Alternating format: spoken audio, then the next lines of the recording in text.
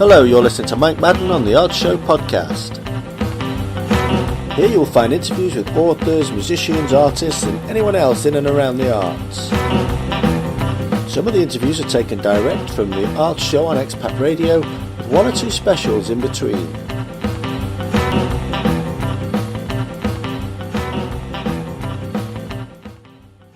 Tonight it's all about Beulah, who talks about her musical career and her latest venture, creating the world's first personalised lullaby app.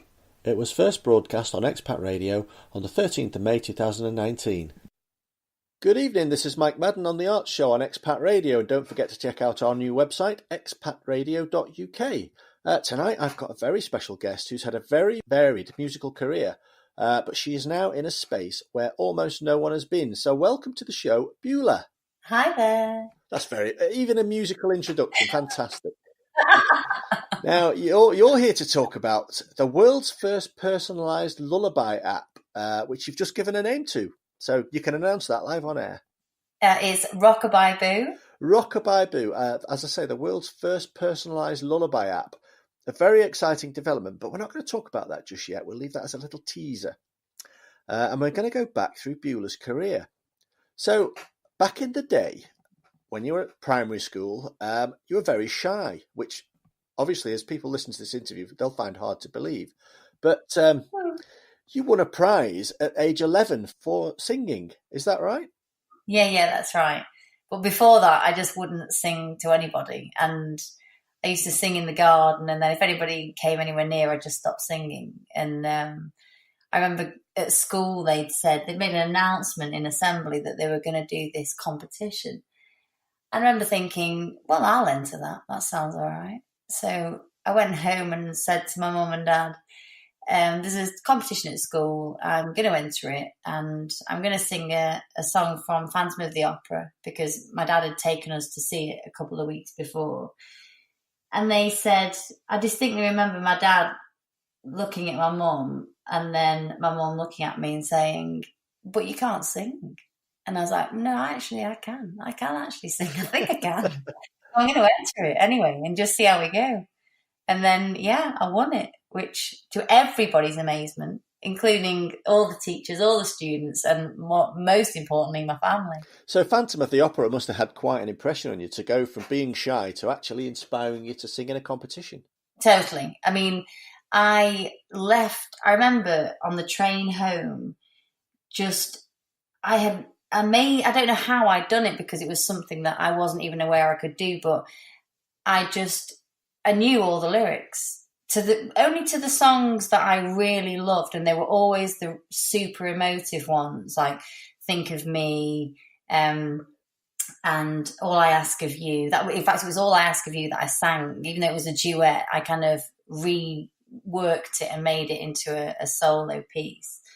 And I just remember thinking, God, I remember all these words. I'm just gonna keep singing these songs. I'm just gonna keep practicing them. And yeah, it was such an imprint on my life that I almost couldn't go back. Like it was the moment that I just thought, wow, I love music and I love to sing, and this is all I want to do. I think there's a whole world of inspiration out there to anybody who wants to go to the theatre and see one of these musicals. We certainly try and get there at least once a year. Got a bit of a shock last year when we went to see The Producers. Didn't realise exactly what that was about. But Well, I have not seen, actually. When you're on the front row and you have some dancing girls very scantily clad and you're trying to cover your 14-year-old son's eyes. Perfect. It's a bizarre show, but well, I'll make sure I go as a girls trip rather than taking my husband. It's fascinating and awe-inspiring is the only phrase I can come up with. So anyway, moving forward 7 years. So between the ages of 11 and 18, did you get any formal music training in school? I didn't in school, but I had some classical training for singing at home, and I had piano lessons as well, even though they were just highly frustrating because I was playing my mum and dad's antique piano, which was just like ridiculous. I think 10 notes worked, so I just had to kind of sing in the rest. So it was a challenge, but the piano lessons kind of fell to the wayside, but the singing lessons continued. It was more for me, even at that age, I knew that it was about teaching myself the breathing techniques.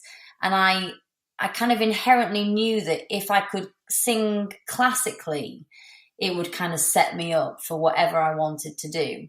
And that was the case. I did everything I did from in that period was either musical theatre or operatic stuff. There was never kind of anything else, even though all I listened to was country music. But I never sang it publicly, which was kind of strange. Things like everything I did since then was certainly had the country influence. Where did the country influence come from originally? My dad had gone, when he was 18, had gone to America because he had relatives that had moved there. And he came back with a load of records, even really unusual Quaker music, which, I mean, who even knows what that is? But he had these crazy record collection. And myself and my brothers and sisters, I've got 2 brothers and 2 sisters, so big family. And that's all he played. He just used to play all the records that he brought back from the States. And of course, the country element was hugely prominent. So that was kind of it. You know, we listened to James Taylor, Carole King, and some more unusual stuff as well. But fundamentally, those greats, really. Yeah, my children always blame their love of Johnny Cash on driving in my car. So that's a good love to have. I think they should consider it a privilege. I agree. So the reason I said 7 years is because at the age of 18, you then got involved with Gary Barlow and Sheffield-based producer Elliot Kennedy. Yeah. So how did that happen? My brother-in-law was a professional footballer, and he played for Manchester City at the time. And he was obviously still in the space where he was like trying to impress my sister. And he said to her, actually, do you know what? One of the guys who has a box there is a bit of a manager. You know, he kind of manages a band. I didn't know who they were. But anyway, listen, if you want to bring your sister, then I can introduce you to him, introduce her to him. And, you know, maybe they can work together or something. So ended up going to City, even though I'm a hardened United fan. It was very difficult. We'll talk about that later. Yeah, exactly. So we went, met him, and just instantly hit it off, just chatting about music. And he said, well, listen, you know, I know Gary really well, and he's got a house nearby, near to you, not too far. And you know, maybe we should go around and have a chat with him. You know, he was kind of in that space where Take That had kind of folded, and he was just focusing on writing for other artists. And he said, you know, it could be just a nice fit, you know, for you to learn your studio techniques, and for him to meet new people, and for you to write together.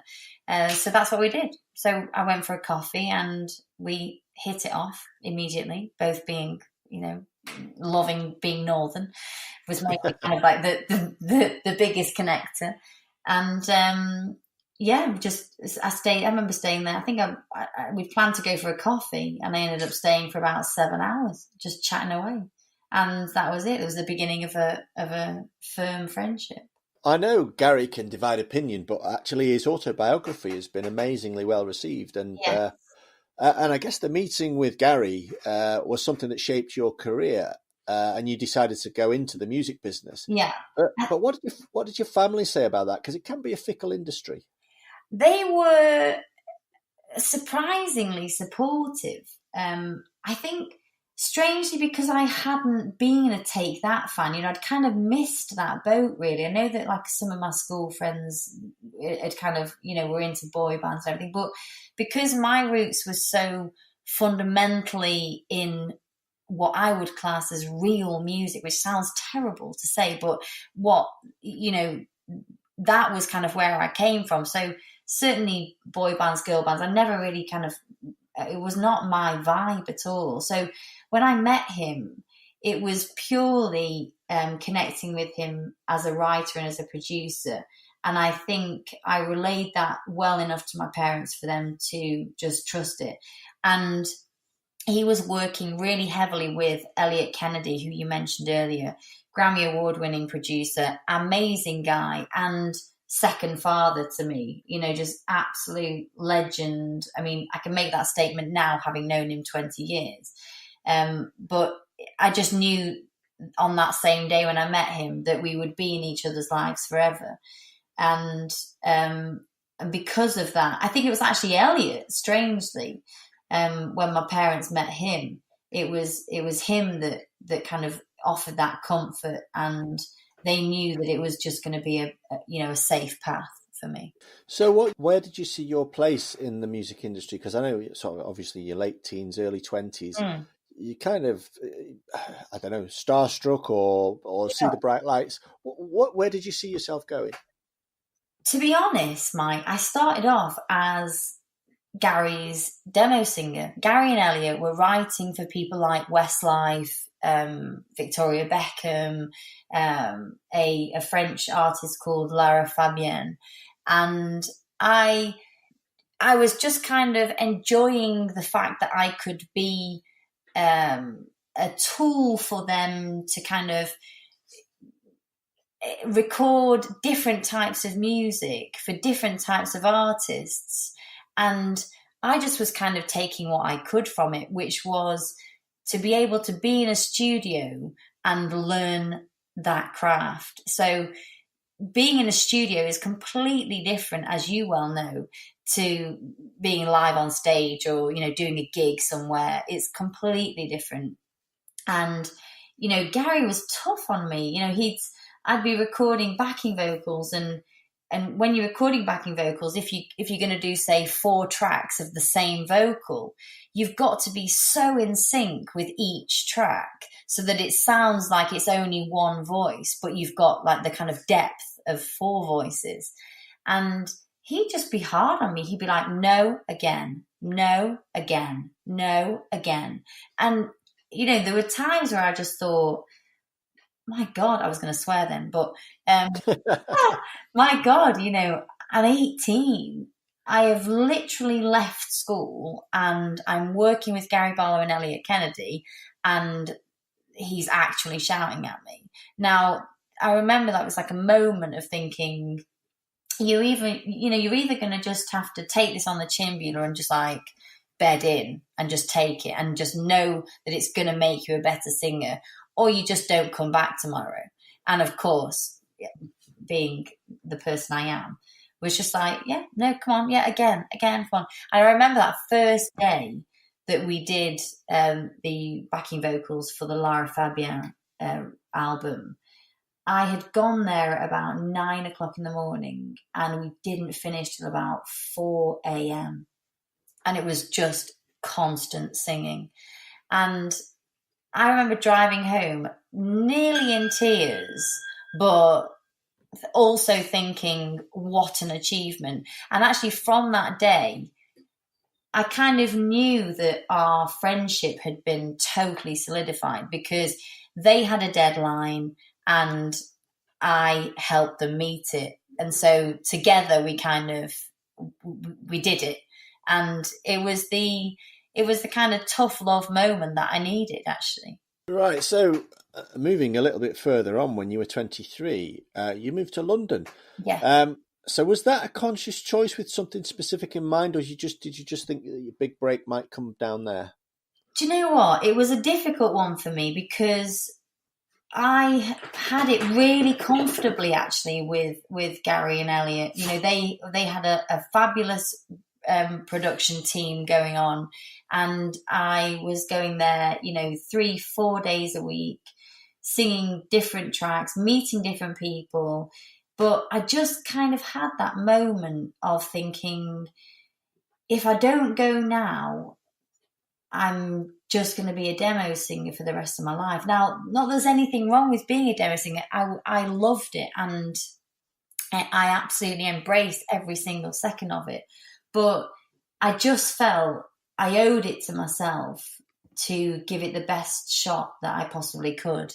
And again, another chance meeting with a friend of my brother's, who was he actually made music videos of all things. And he happened to kind of know a guy who knew a guy who knew another guy. And I remember jumping on a train thinking, God, this is just like, it's a bit of a tenuous link to some random person. I have no idea who I don't even know who I'm going to go and meet, And I remember getting to Euston Station and thinking, this is a huge mistake. But as it happens, the gentleman who ended up being my manager for some years actually was stood there on the station with the biggest smile ever, and I instantly just thought, well, actually, he's all right. I don't mind. He seems like a nice bloke. So we went to a studio. He'd hired a studio for the day. I sat and played the piano and sang him 2 or 3 songs, and he said, right, yeah, great, I'll be your manager then. And I said, all right. That was kind of it. It was kind of bizarre, really, but I kind of knew that he would be my person, and he indeed was my person. But it didn't happen overnight, did it? No. Because I know you struggled for a couple of years, Yeah. but then there was one particular event where it came up trumps for you. Yes, I had worked for 2 years traveling on the tube, which, by the way, was just like an art form in itself. For me to actually establish myself on the tube was just another level. Like a proper northern girl going to London and going, oh my God, I have no idea how I'm getting around. I remember the first day, I think I spent about 7 hours on the tube going in the wrong direction all the time. But eventually, got it sussed, and just spent every single day going to different studios, meeting different people, writing different tracks, and all the while supported by this manager who had this kind of master plan, really, of letting me go out there, write some tracks. Then we would do a couple of gigs that he would invite a couple of choice people to, that would hopefully kind of spread the word that there was somebody different on the scene. And I just trusted him. I just didn't know what else to do, really. So that was kind of it. I spent, as you say, 2 years writing songs, and we did one gig where, totally by accident, a girl who worked for Universal Publishing, she actually worked for a guy called Darryl Watts, who's now the head of Universal Publishing, and who is honestly one of the nicest people you'll ever meet in your life. She was on her way to another gig and heard me singing, and just didn't make the other gig, just stayed at ours. So she listened to me, immediately sent a video to her boss, who was Darryl, and he contacted my manager the next day and requested a meeting. My manager said, actually, strangely enough, we're doing a gig and we're inviting quite a few industry people to it. It'll be the first proper gig that she's ever done. It'll be, showcasing some of the songs that she spent a good couple of years tweaking, and you're more than welcome to come along. And so he invited 50 industry people, and 48 of them turned up, which was just unheard of. It had never happened. Even the guy from Music Week magazine, Hit Sheet magazine, they all came, and it was because my manager had kept it so secret. I think it was kind of mostly fascination for people to kind of go, well, who is this girl? He's really kept her under wraps for a long time. So look, we may as well just go. And, and it was a fabulous event. It was actually, it's not very glamorous. It used to be an underground toilets in Shepherd's Bush. It was, I don't know if you know that it's Ginglick, it's called. And it's is right in the centre of Shepherd's Bush Green, and it used to be their underground toilets, and it's now a fabulous, fabulous music venue, and that was kind of where it all happened. I, of course, didn't expect much from it, but my manager was hopeful, and off the back of it, we got multiple offers for record and publishing deals, but being extremely loyal as I am, for me, as far as publishing, there was never going to be anybody other than Universal, because Daryl had shown such faith in me, even from that first gig, straight away was like, yeah, I love what this girl's writing, and I want her to be on Universal. And so that was never a question for me. We had a couple of other meetings with other labels, but ultimately went with Universal Classics and Jazz, and felt that they were a good fit for me at the time.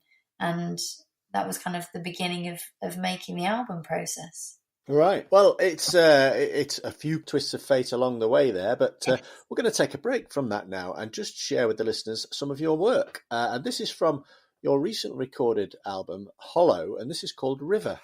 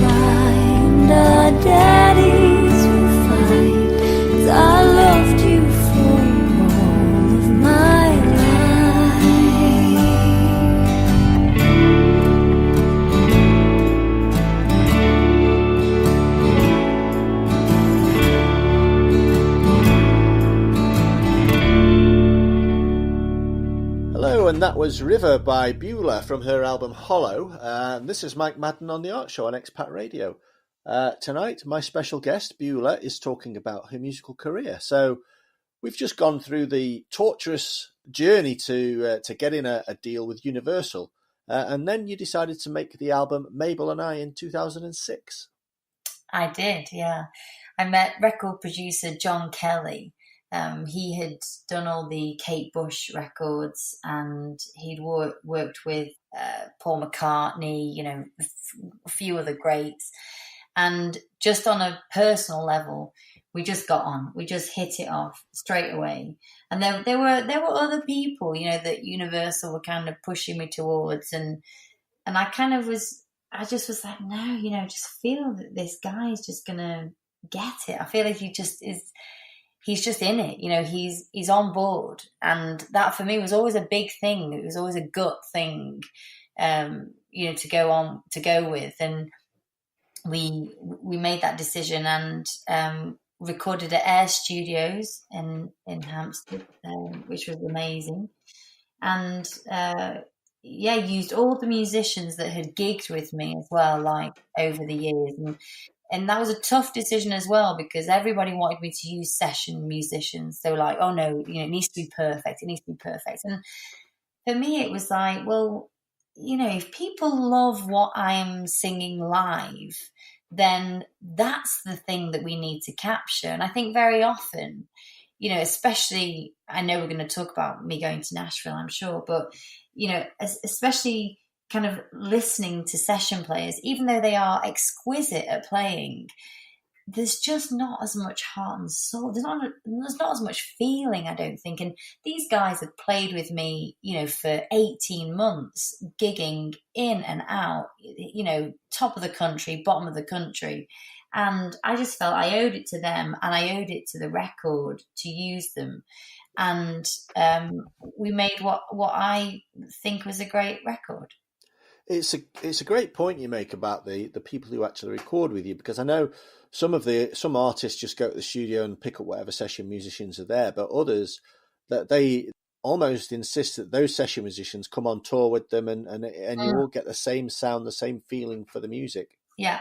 Now the album was a mixture of jazz, folk, country inspired by your childhood, and you grew up in the Peak District. I did. I'm so proud. I loved it. Yeah. Well, I didn't grow up here, but I'm not moving anytime soon. Where did you grow up? I grew up in the edge of Manchester, in a place called Sale in Cheshire. Oh, nice. I love Sale. It's all right. Is it got a prison there as well? That's Style prison. Style, that's right. Yeah, Style's got a museum and a prison. Sale has just got, what's Sale got? It's got a water park. Oh, that's all right. That's good. And I don't mind talking about Sale because Dave, the station manager who puts all the shows together, he's from Sale as well. Brilliant. Anyone that's from like the north. I remember, you know, when I was living in London, and people would say to me, "Oh, where are you from?" And I'd be like, "Oh, Whaley Bridge." And I'm like looking at the faces, and they're thinking, "No idea." And I say, near Buxton, where the water's from. They're like, no idea. No. And I said, the north? And they go, oh, right, yeah, the north, yeah. It was just like, wow. You know, it was just brilliant. But, you know, another world. Completely. Yeah, well, I'm working in Leeds at the moment. I tell Leeds that I'm from Whaley Bridge, and the blank looks just Buxton. Amazing. Yeah, maybe. Just like grasping at straws, aren't we? Yeah. Anything. Well, let's keep it a secret. Yeah, exactly. Don't want all these southerners invading us. No way. No, definitely not. So anyway, the album Mabel and I was released, and it didn't turn out the best because of one thing and another with Universal. It wasn't properly promoted.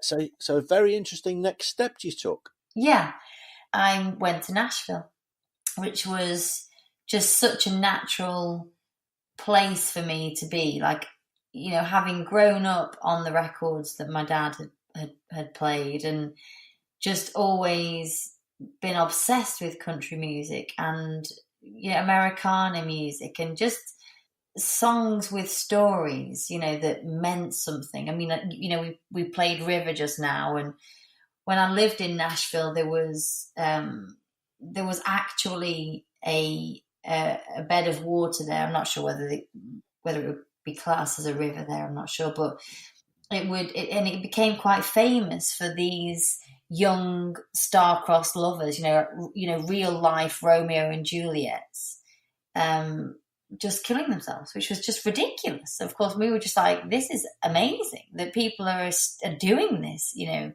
in this day and age. But the fact that the love just overrode everything, and it overrode race and color and creed and social standing. And when I was in Nashville, it would just open my eyes to so much more, musically and on a level of lifestyle.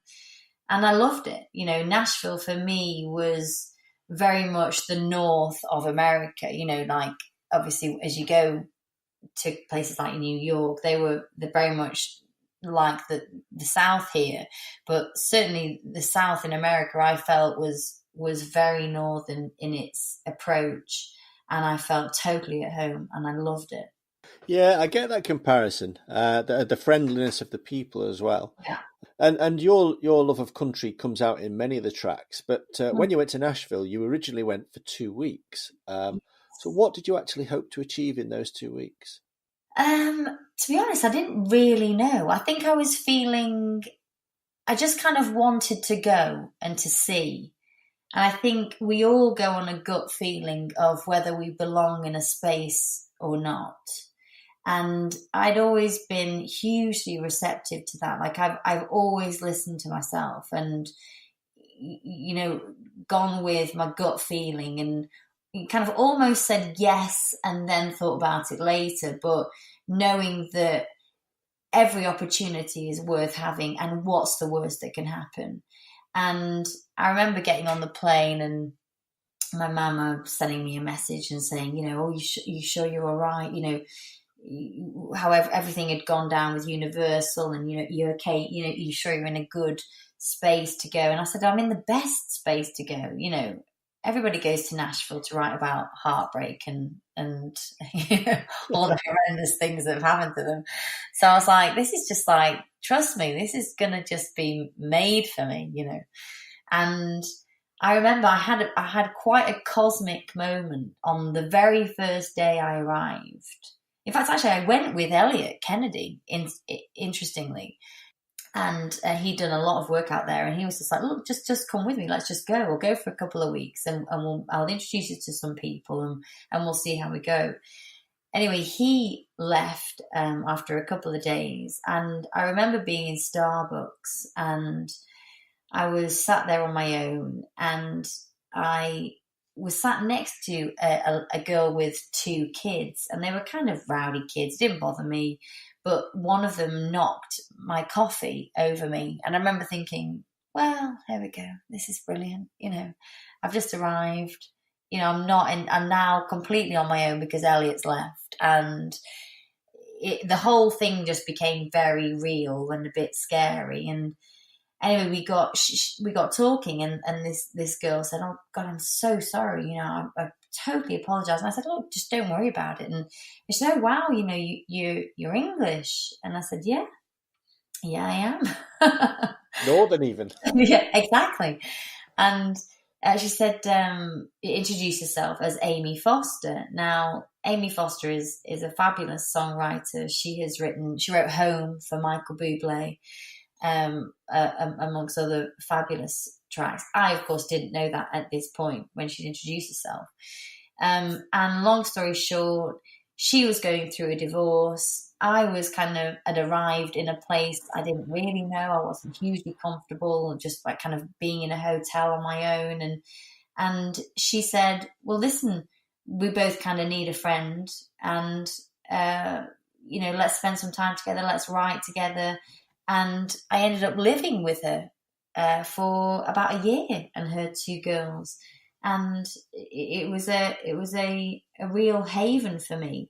It was the thing I needed, and she kind of made me stay in a time where I perhaps would have bolted. I would have thought, I was starting to get to that point where I was thinking, actually, I'm on the other side of the world. I don't know anybody. This could be a terrible decision. And instead, she kind of gave me a home and made me feel welcome. And I got to write with some great people, record some great tracks. I went to a picking party. I don't know if you've heard of a picking party before. No, it sounds intriguing.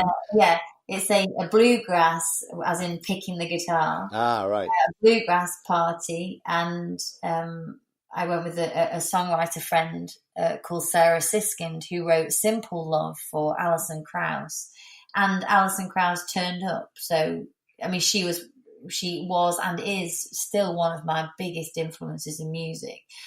So I mostly spent the whole evening just with my mouth open, like reminding myself to close my mouth all the time. Like saying, Beulah, this is ridiculous. This is embarrassing. Like, you're just staring at this woman, like positively drooling as she's singing. But it was life-changing. It was and totally solidified my love of all things country and bluegrass and Americana. Well, I think we can hear a little bit more of the Americana influence now, because we're going to go back to Hollow and we're going to play the title track.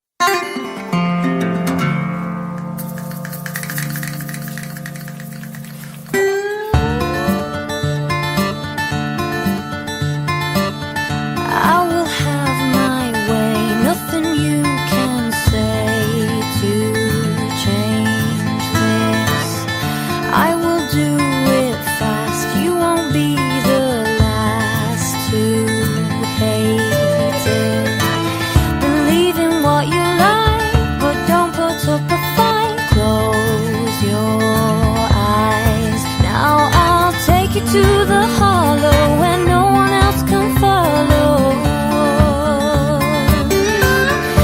where the souls of those who haunt you rest with beasts and bones from up above.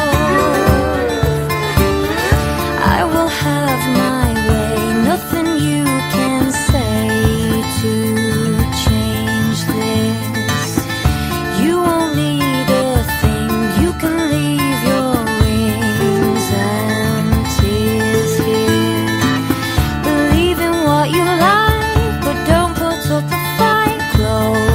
your eyes.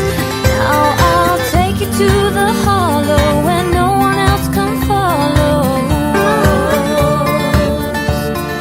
where the souls of those who haunt you rest with beasts and bones from up above. Why are you still standing there? What are you waiting for?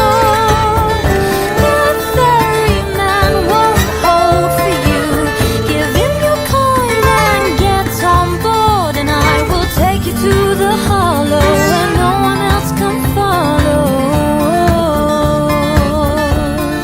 where the souls of those who haunt you rest with beasts and bones from up above. That was Hollow by Beulah, and you're listening to Mike Madden on the Arts Show on Expat Radio. Don't forget to visit our website, expatradio.uk. Welcome back, Beulah. Thank you. So good to be here. Yeah, we left you in Nashville. Very, very naughty thing to do. But I was going to say, please don't leave me in Nashville. Well, actually, bring me home. I've got a bone to pick with you here, because you've described Nashville as your favourite place that you've ever worked and lived. Yeah. What about Whaley Bridge? Yeah, I was going to say, apart from here, obviously. Yeah, no, I loved it. I did. I loved it. It was brilliant. So from Nashville, you went across to LA. I did for a couple of years. Yeah. What kind of things did you get up to over there? Well, I'd met, while still in Nashville, I'd met Amy's father, who is Grammy Award-winning producer David Foster. He's made Andrea Bocelli records, Celine Dion, Whitney Houston, God rest her soul, and he was just a huge, huge influence for me. And we'd spent an evening kind of drinking wine, all of us, by the way, not just me and him. before. Let's just like establish that fact. And playing music, and he just said, look, you know, why don't you come back to LA and sing for me? You know, sing some demos. And it was kind of strange because I was almost back to where I was with Gary, but it was a safe space for me. You know, it was a kind of a, oh, okay, yeah, because I can do this really, really well. And having kind of emotionally, you know, been through the mill, really, you know, having had my record, I'd worked so hard to get my record deal, made the album, it didn't get the support that it deserved. And to then, you know, find myself in Nashville and then the opportunity to go and sing and work for David Foster, I was kind of thinking, you know what, why not? You know, I loved working in the studio, and that's kind of what I did. I went to LA again, you know, another trip that was supposed to just be a week, and I stayed for just shy of 2 years. You eventually found your way back to these shores. I did. I always would. And you hooked up with Gary Barlow again. I did. But then you went to London. I can't believe it. I know. Well, but only because he's there now, and he just like kind of, you know, was like, oh, you must come back to London. So I said, oh, okay, fine. So I did. And you know what? I did. I loved it, you know, and it was kind of great to revisit him. Don't forget, you know, a huge period of time had passed before, you know, between seeing him, you know, still working for him as demo singer, and then having done all the things I'd done. So it was quite nice actually to kind of rekindle that friendship. And to be honest, it was quite nice for me on a personal level that he was saying, you know, come back, you know, just because you've had a few bumps in the road, that, you know, trust me, I've had serious bumps in the road and come back from it. So, you know, let's do some music together, you know, let's work together again.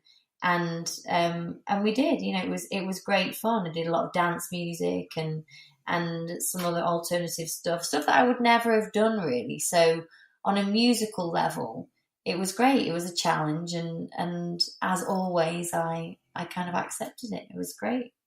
I think one of the next things that happened to you is I think this is one of the most supportive and caring things to do, when you made an album with your husband who wanted you to keep your love of music. I did, bless his heart. Yeah, I think that when you have spectators of your life, I think it's harder for them, actually, that, you know, they look at, I mean, he looks at me and just sees someone who, you know, should have been embraced more by the industry. I don't think it's by people, because I'm so proud of the fans I have, and you know, I have a huge following in Brazil, which I'm super proud of, and I regularly touch base with everyone out there. And I think for him it was difficult. I think, you know, when you are husband and wife, you are each other's biggest fan, and for him it was difficult. You know, I think he struggled more than me. I was kind of at peace with the fact that you just roll with the punches in this industry. You know, you do what you've got to do, and very often we are met by this brick wall that you can't get over. And so, you know, you have the opportunity to, you know, you think to yourself, well, what shall I do? Shall I just change my path, or shall I just be grateful that I've had this fabulous experience and be a wife and a mother, and which of all the things I'm super proud of that I am.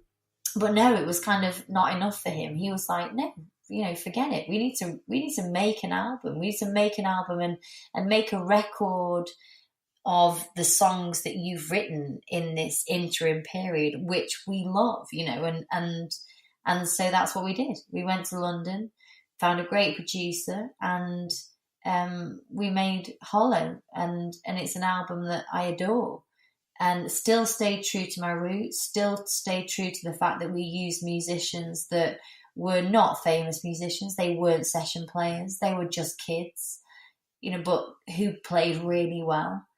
And I think that, I think that it comes through. I think that it's a record that you feel versus a record that you listen to.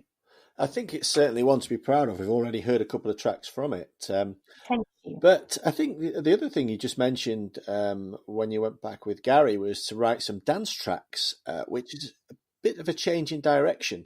Yeah, completely. But kind of, quite a nice challenge. I remember it being like summertime and you're kind of in that vibe anyway. You're thinking, they're the kind of tracks that are being played on the radio, and you're in that space. And a couple of DJs had contacted me and said, I've got some great tracks. Will you write a top line for it? Which was kind of an unusual way to write. I'd never done that before. I never saw myself particularly as a lyricist. I always did both things. So it was quite cool to kind of be given a backing track that I then wrote the top line melody to. Again, it was just another string to my bow, and I enjoyed it. I really, really enjoyed it. It was a really cool experience, actually. Well, it's a change in direction for you, and it's a change in direction for our listeners. But we're going to play them one now. This is Signs.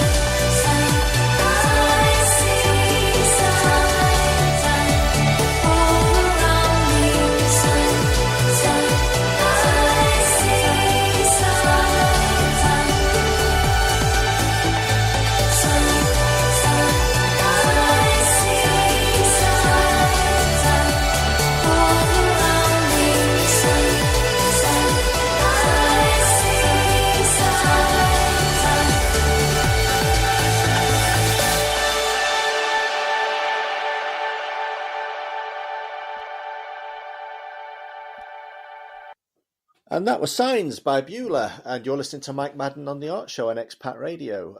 So welcome back again, Beulah, and we're now going to get towards the present day, you'll be glad to know. Good. So you're back in the industry and you're galvanised by the demand for your services, but then serendipity came. You came back to watch your nephews and nieces grow up. Yes. And then brothers and sisters asked you to record lullabies for their bedrooms, nurseries, and even in the car. And you also personalised them. So just explain what happened next. Well, basically, when I was actually still in LA when my sister and her husband first had my niece, my very first niece, who is going to be 12 actually next week. And she said to me, I know that you're at this huge distance away from us, but could you just record us some lullabies? I want to hear your voice. I want my baby to connect to you, even with you being so far away. And I kind of didn't really think much of it. I thought it was a lovely gesture, and I just recorded them on GarageBand. It was nothing exceptional as far as recordings go, but it captured a magic that they loved and they adored. And within quick succession, my other sister and my sister-in-law all became pregnant, and it became like a bit of a family joke, like, oh, have you got Beulah's lullabies, and so of course I'd send them, as I say, from that distance. And then I just kind of had a moment where I just thought, God, I'm missing out. I'm missing these people, and these are people that are, my blood flows through them and vice versa. And this is a moment in life which it makes you just make the decision as to what you're doing, and I decided I'm coming home. That's it. I'm enough now. I've had, this is it. And so I did. I came home, and again, as you mentioned earlier, I managed to kind of rekindle my friendship with Gary, which was great because it meant that I could still work, but I wouldn't be at a huge distance from the family. I was still able to physically be here whilst all the babies were being born. And it got to a point where, even friends of my sisters were saying, oh, can Beulah record some lullabies for me? And can she do one for Harry? And can she do one for Mia? And it became like this. It was like hilarious. I was like, I was doing CDs on my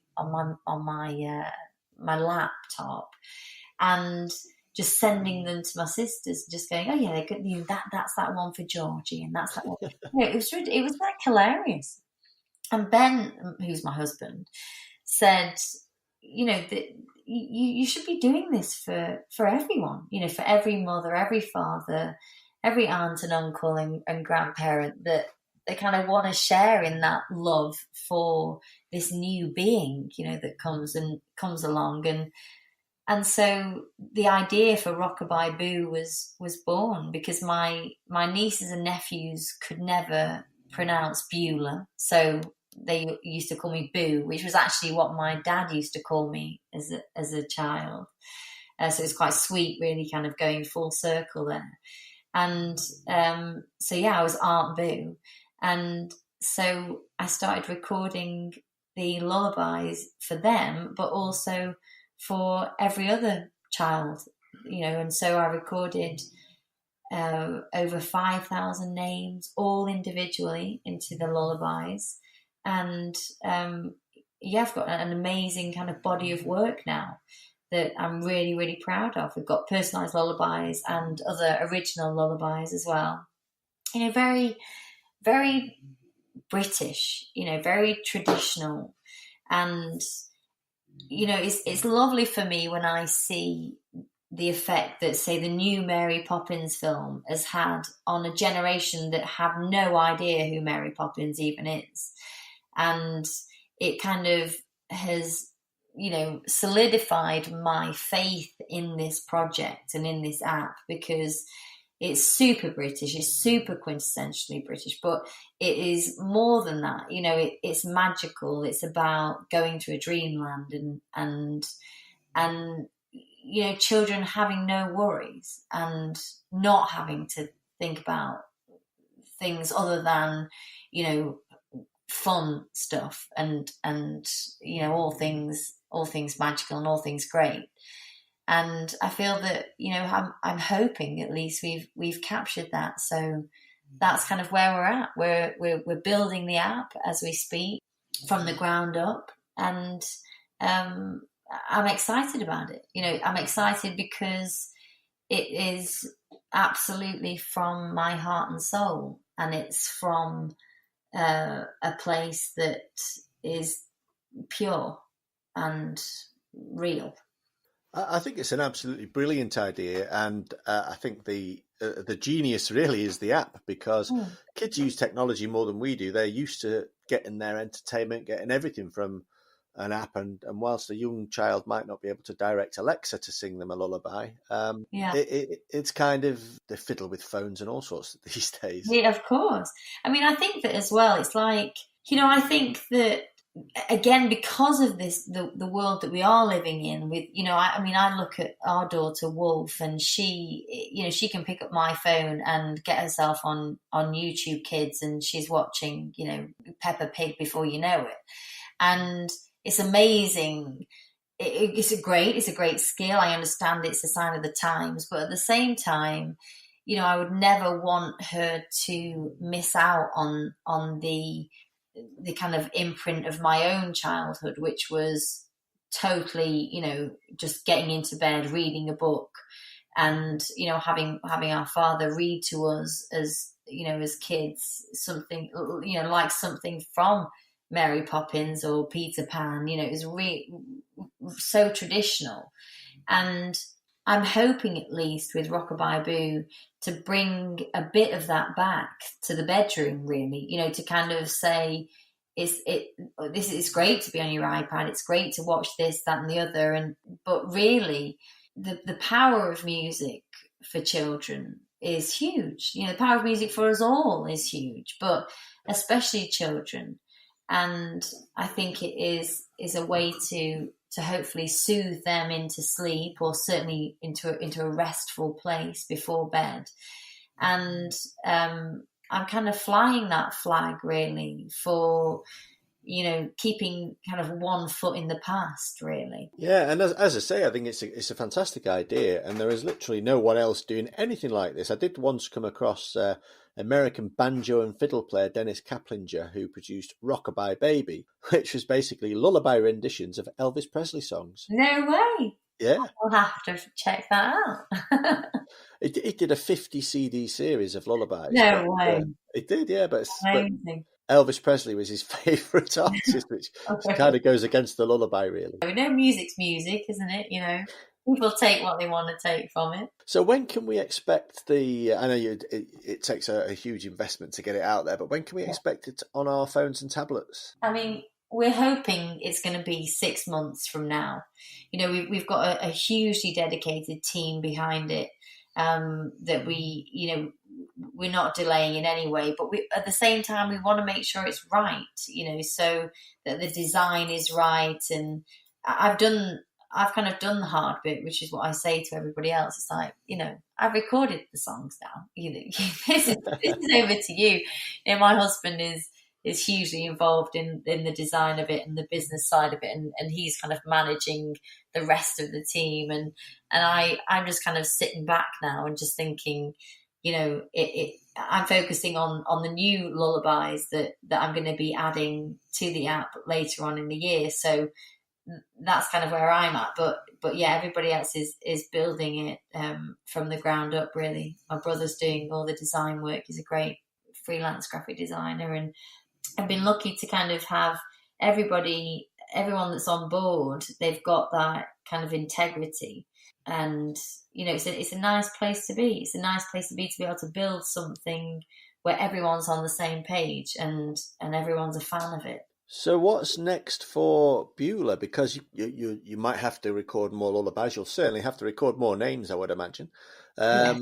But what's next for you beyond the lullabies? Do you know what, Mike? It's such an interesting question, and one I haven't actually even asked myself. But it's funny, when today, obviously knowing that we were going to have this chat tonight, and my husband and I, we were just like kind of listening through the Dropbox while our daughter was asleep, and I was listening to the different tracks that we'd done, and a couple of the tracks off the album Hollow, and Moon is my particular favorite, and and when I listen, I feel that feeling of, wow, I'm super proud of what I've done and what I've achieved, and it's almost only when I listen to the tracks that I miss them, and I miss kind of being out there, and not necessarily gigging as such, because I was never a confident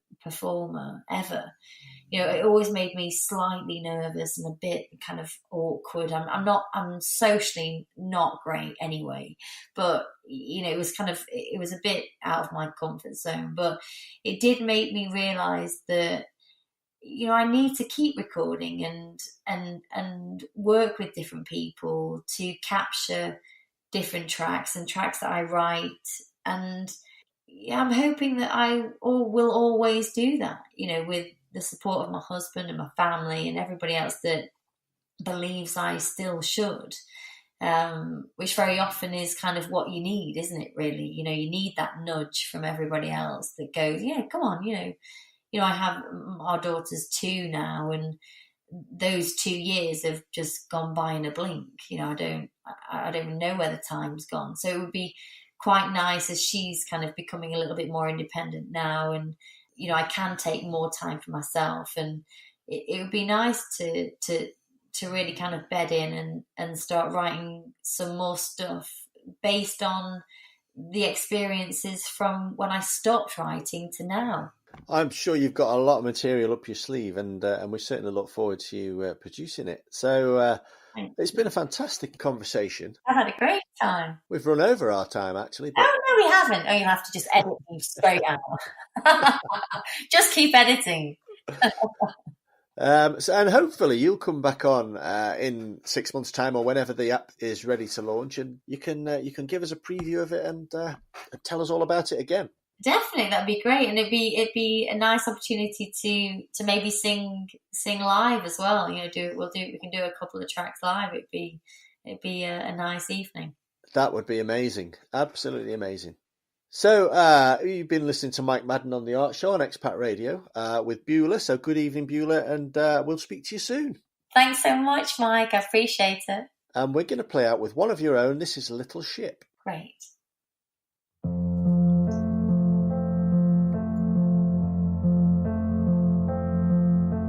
Climb into your little ship of gold and listen to the fairy tales of old, of magic lands with dragons flying free, and mermaids that live beneath the sea. Climb into your little ship of dreams and sail away on silvery moonbeams. The starlit sky will guide you on your way, and dolphins swim beside you as they play, and you will hear the whispers on the breeze of all the ones who miss you when you sleep. They're never very far away, their arms will hold you steady on high seas,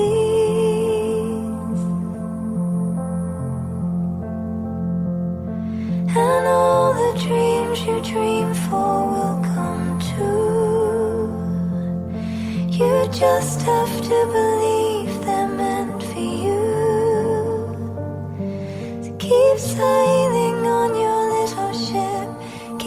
wishing for those wishes to come true.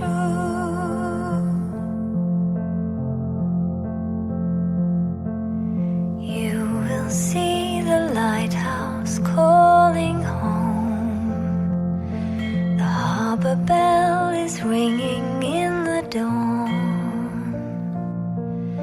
It's time to throw your anchor down and say goodbye night and welcome in the day. And you will hear the whispers on the breeze of all the ones who miss you when you sleep. They're never very far away. Their arms will hold you steady on high seas.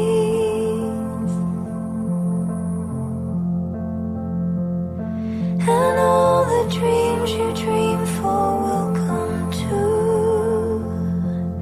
You just have to believe they're meant for you. So keep sailing on your little ship. Keep wishing for those wishes to come true.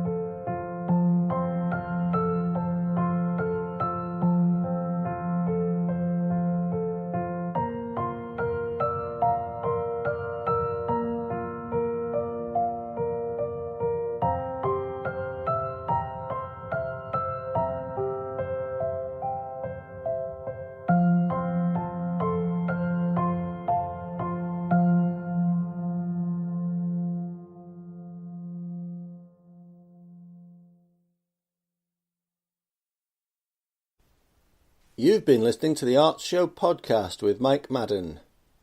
Come back soon for more artists, authors, musicians and anyone else connected with the arts. We're going to play out with Mike Sanchez and I Don't Stand a Chance. Baby, you hiding something that you don't want me to know, because I'm getting a vibe from way down the side, like you're just about ready to go. Can't tell me where you stayed last night. You just can't cope with treating me right. I'm on the road to heartbreak. Now's the time to tell me so, because I'm getting a chill like I'm gonna be ill. I know you don't want me no more. I won't be satisfied with your little white lies. Girl, I've only just begun to realize I don't stand a chance. I don't stand a chance. You don't wanna know when I can't make you dance. Well, I said goodbye. Find yourself another guy. I wish you were mine, but I'm losing my mind. I don't stand a chance.